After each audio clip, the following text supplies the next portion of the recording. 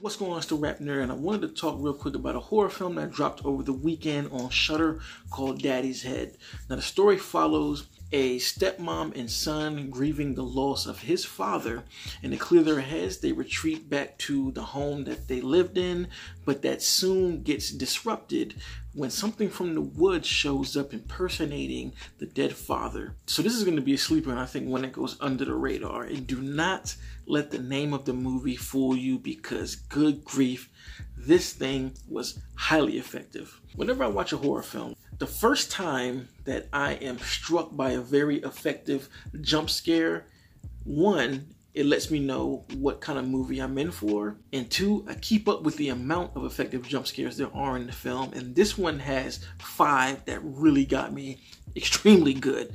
Heart beating, flinching in my seat, and they all were worked for, so that's always a plus, man. What I love about the film is how atmospheric it is. Some may consider it to be a slow burn, but I think with the type of film it is and the fact that it deals with grief, I feel like you have to live with the stepmom and the son to really feel how they feel, and I think that's one of the strongest parts about the movie. The performances from these two are excellent, and you get a sense of real grief individually and how they are also dealing with each other while sitting in the thick of this grief. Honestly, it's really sad to see the way that both of them handle it. I gotta say, what also makes it so good is the way that the grief is handled feels extremely realistic. And it all starts with the way the story is written.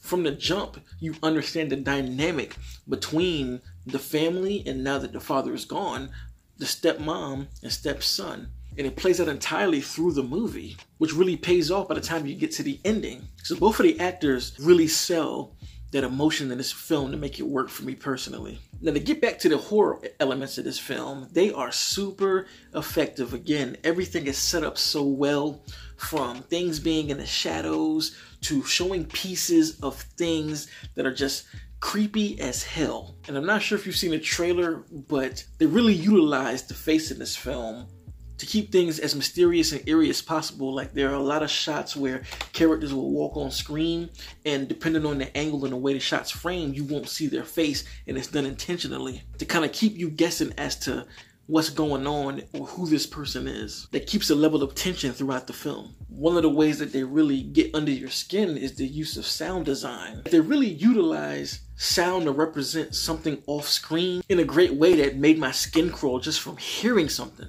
And you pair that sound with the cinematography that keeps it very naturalistic. In the majority of the film, there are a whole bunch of wides because the setting takes place in this beautiful, artful, modern-esque house because of what the father's career was. So they really keep that same sterile look in the shot choices. And I honestly love the slow build of this film and how things escalate so quickly in 2 different ways, because you have the drama between the stepmom and son dealing with this grief, and that just keeps escalating and escalating.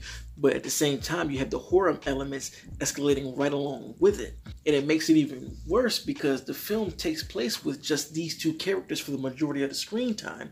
So there's this really isolating feeling having these 2 characters being the key components of the story. Like, it's just them having to deal with this. Of course, you have a few other players who come in and do what's needed, but for the most part, it's just these 2, and you're there with them, seeing not only them unravel emotionally, but psychologically.